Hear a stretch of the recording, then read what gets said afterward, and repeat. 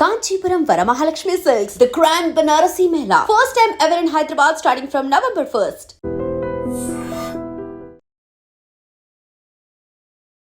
మేడ్చల్ జిల్లా కీసర దగ్గర జరిగినటువంటి సంఘటన ఇది. ఎవరికైనా సరే కొత్తిల్లు కట్టుకుంటే ఎంత ఆనందంగా ఉంటుంది కదా.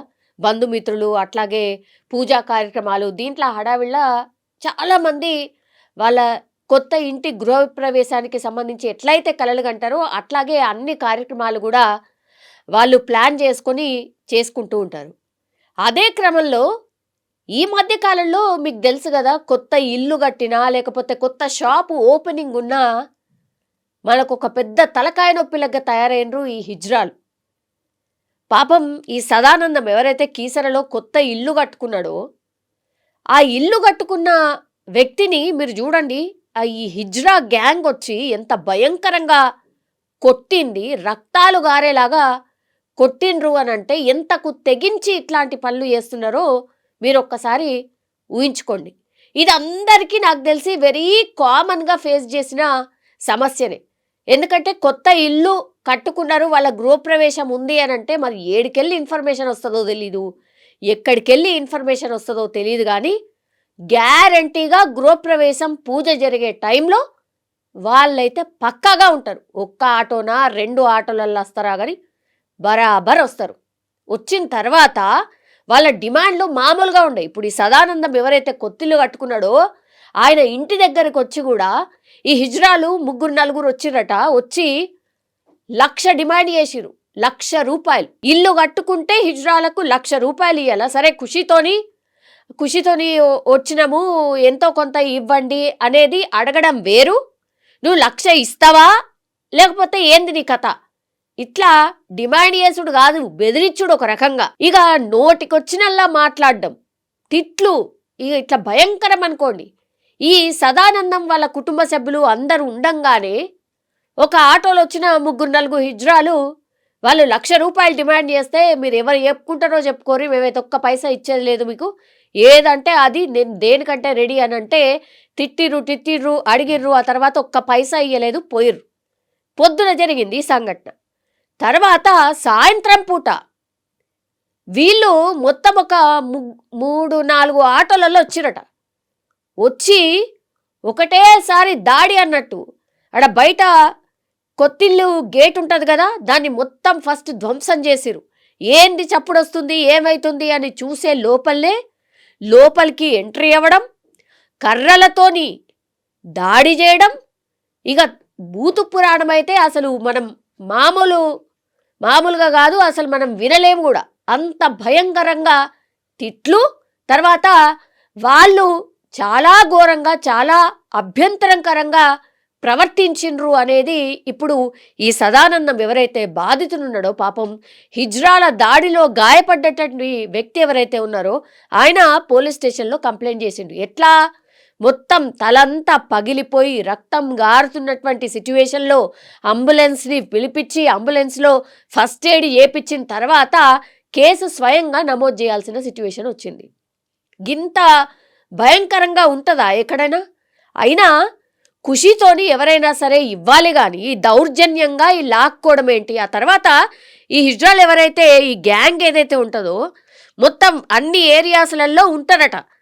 మరి గవర్నమెంట్ వాళ్ళకి పోలీస్ ఉద్యోగాలు ఇచ్చింది, తర్వాత ఏదో ఒక పని చేసుకోండి అని ట్రైనింగ్ కూడా ఇచ్చింది. అవన్నీ వదిలేసి మళ్ళా ఈ టార్చర్ ఏంది పబ్లిక్కి? ఇది చాలామంది అడుగుతున్నటువంటి క్వశ్చన్. దీని మీద దయచేసి దృష్టి పెట్టండి అనేది కామన్ పబ్లిక్గా చాలామంది చేస్తున్నటువంటి రిక్వెస్ట్.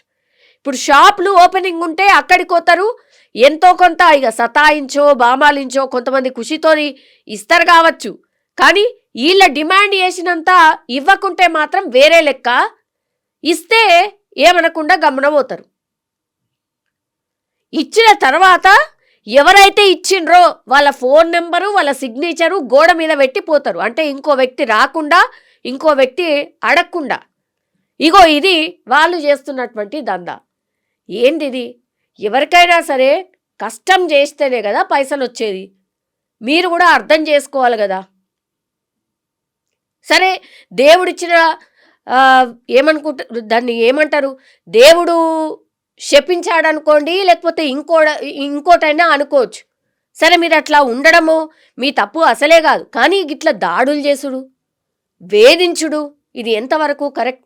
ఒక సెంటిమెంట్గా చాలామంది ఈ వీళ్ళ దీవెన ఉంటే చాలా బాగా ఎదుగుతాం, చాలా బాగా జరుగుతుంది అనేది చాలామంది భావిస్తారు. కానీ దాన్ని మంచితనంగా ఇది చేసుకోవాలి. కానీ దౌర్జన్యంగా బెదిరించి ఇట్లా దాడులు చేసి ఏమొస్తుంది ఎవరికైనా? ఇప్పుడు ఆయన కొత్తింట్లోకి పోయిన తర్వాత ఇది జరిగితే ఆయన మనసులో కూడా ఏముండిపోతుంది? ఇది ఎవరైనా ఆలోచించుకోవాలి. కానీ ఇట్లా కామన్ పబ్లిక్ని వేధించేటటువంటి కొంతమంది ఏవైతే ఈ గ్యాంగ్స్ ఉన్నాయో వాటి మీద దృష్టి పెట్టాల్సిన అవసరం డెఫినెట్లీ పోలీస్ వ్యవస్థ మీద ఉంది. వాళ్ళకి ఏదో ఒక దారి చూపించే ప్రయత్నం ప్రభుత్వం చేస్తున్నా సరే ఇంకా కూడా ఇవెందుకు జరగాలి? ఇది కామన్ పబ్లిక్ అడుగుతున్నటువంటి క్వశ్చన్.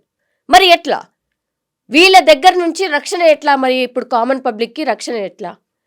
ఖుషీతోని వాళ్ళు ఏదో షాప్ పెట్టుకుంటారు, చాలా కష్టపడి షాప్ పెట్టుకుంటారు, తర్వాత ఏదో ఒక ఇల్లు గృహప్రవేశమో ఇంకేదో చేస్తారు, పెళ్లి చేస్తారు.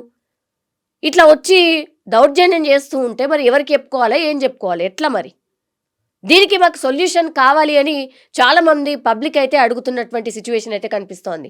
కీసరలో అత్యంత దారుణంగా ఒక ఇంటి యజమాని, అంటే కొత్తగా గృహప్రవేశం చేసుకున్నటువంటి యజమాని యొక్క పరిస్థితి ఇది. ఎందుకంటే హిజ్రాలు ఎవరైతే వెళ్ళి ఆయనకు ₹1,00,000 డిమాండ్ చేస్తే మేము ఇంతే ఇచ్చుకోగలుగుతాం అని చెప్పినందుకు అది నచ్చక ఆయన మీద దాడి చేస్తే ఆయన పరిస్థితి ఇది. న్యాయం ఏంటో ఇక వీడియో చూసిన వాళ్ళు, ఈయన పరిస్థితి చూసిన వాళ్ళు చెప్పాల్సిందే. And for more videos, Please subscribe to iDream. Please subscribe to iDream. Please subscribe iDream. And please subscribe to iDream. For more videos, subscribe to iDream.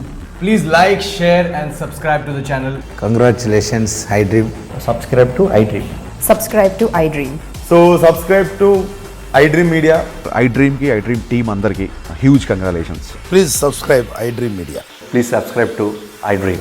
Subscribe iDream. Please subscribe to iDream. iDream అంటే నా కళల ఛానల్ను subscribe చేసుకున్న నోరు తిరుగుతలేదు, మీరైతే గంట గుర్తు కొట్టండి. For more such videos, please subscribe to iDream.